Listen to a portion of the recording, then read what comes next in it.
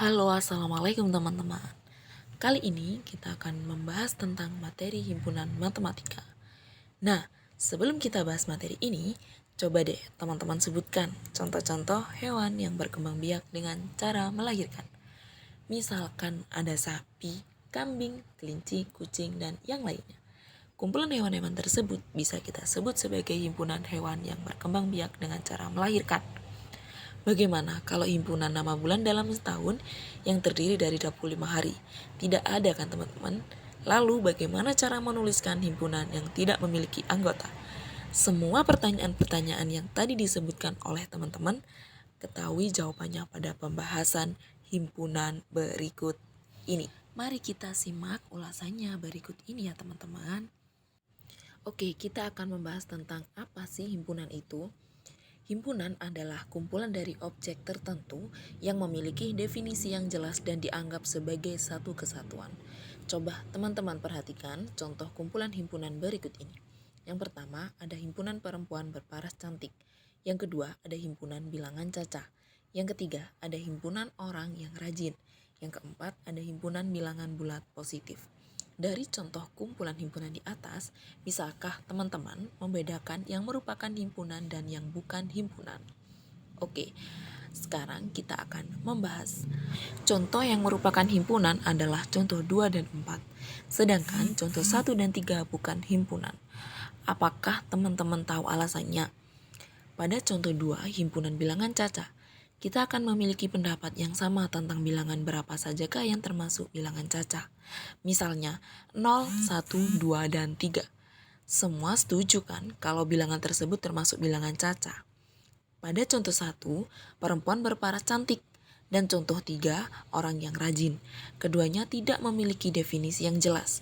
Kata cantik dan rajin memiliki definisi yang berbeda untuk setiap orang. Misalnya, teman-teman menganggap perempuan A cantik, tapi teman-teman yang lainnya belum tentu menganggap perempuan A cantik juga. Oleh karena itu, perempuan cantik dan orang yang rajin bukanlah suatu himpunan. Nah, berdasarkan contoh kumpulan himpunan di atas, semoga teman-teman udah tahu perbedaan himpunan dan bukan himpunan. Sekarang kita lanjut dengan pembahasan bagaimana cara menyatakan suatu himpunan dan macam-macam himpunan. Nah, kita akan membahas tentang cara untuk menyatakan himpunan. Yang pertama ada kata-kata, yaitu menyebutkan semua syarat dari anggota himpunan tersebut di dalam kurung kurawal. Contoh, D merupakan himpunan bilangan genap antara 4 dan 20.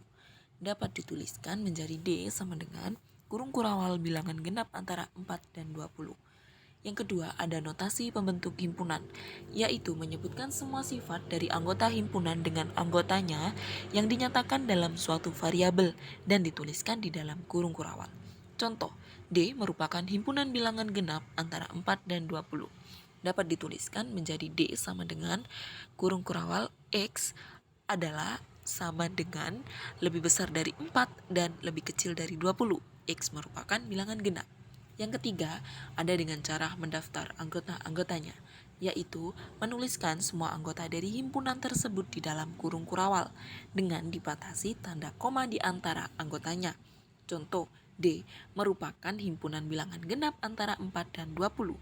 Dapat dituliskan menjadi D sama dengan kurung kurawal 6, 18, 10, 12, 14, 16, 18. Nah, sebenarnya masih ada beberapa lagi cara untuk menyatakan himpunan. Ini aku sebutkan cuma 3 aja ya teman-teman. Oke teman-teman, karena tadi hanya mengulang materi teman-teman ketika SMP, biar teman-teman bisa mengingat kembali tentang himpunan. Nah, karena teman-teman sudah SMA, maka kita akan masuk ke dalam materi himpunan pada tingkat SMA. Nah, kita masuk dalam pemfaktoran teman-teman. Dalam matematika, pemfaktoran adalah cara mencari bilangan-bilangan atau ekspresi-ekspresi yang jika dikalikan akan menghasilkan bilangan atau persamaan yang diberikan. Pemfaktoran adalah keterampilan yang berguna untuk dipelajari untuk menyelesaikan soal-soal aljabar sederhana. Kemampuan untuk memfaktorkan dengan baik menjadi penting buat teman-teman saat menghadapi persamaan-persamaan kuadrat dan bentuk polinomial lainnya. Pemfaktoran dapat digunakan untuk menyederhanakan ekspresi aljabar untuk membuat penyelesaiannya lebih mudah. Oke, biar teman-teman tidak bingung, maka dari itu kita masuk langsung ke dalam contoh soal. Nah, ini dia contoh soalnya. Diberikan persamaan-persamaan kuadrat sebagai berikut. A.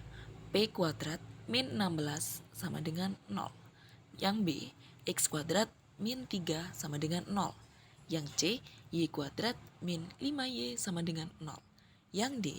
4X kuadrat min 16X sama dengan 0.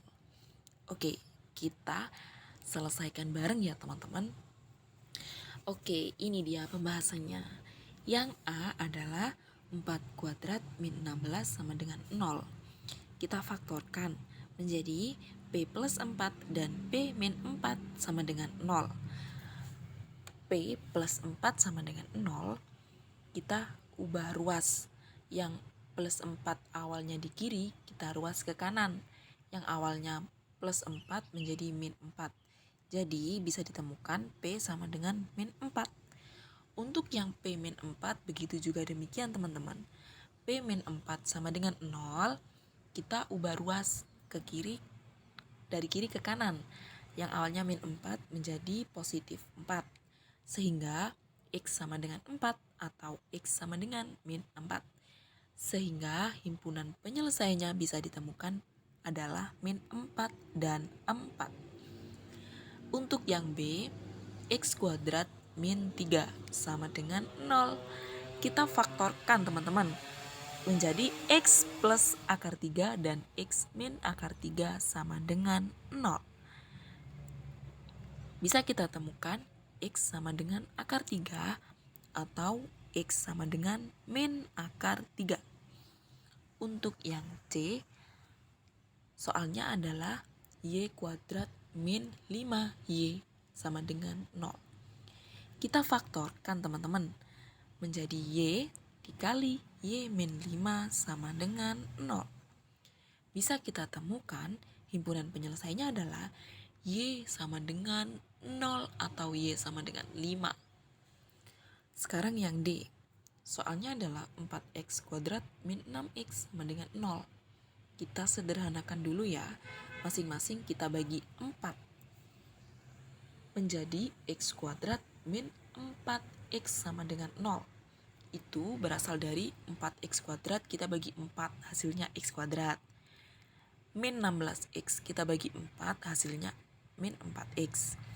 Kemudian kita faktorkan menjadi X kali X min 4 sama dengan 0. Jadi hasilnya adalah X sama dengan 0 atau X sama dengan 4. Jadi himpunan penyelesaiannya bisa kita temukan hasilnya yaitu 4. Begitu teman-teman pembahasan contoh soal pada pemfaktoran kali ini. Oke teman-teman, kita bahas satu soal lagi ya. Soalnya adalah diberikan persamaan kuadrat sebagai berikut. X kuadrat plus 7X plus 12 sama dengan 0. Oke, kita akan masuk ke dalam pembahasan. Oke, kita akan masuk ke dalam pembahasannya.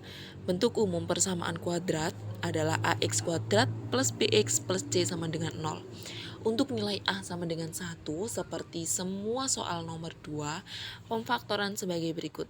Cari dua angka yang jika ditambahkan menghasilkan B dan jika dikalikan menghasilkan C. Nah, gini teman-teman. X kuadrat plus 7X plus 12 sama dengan 0.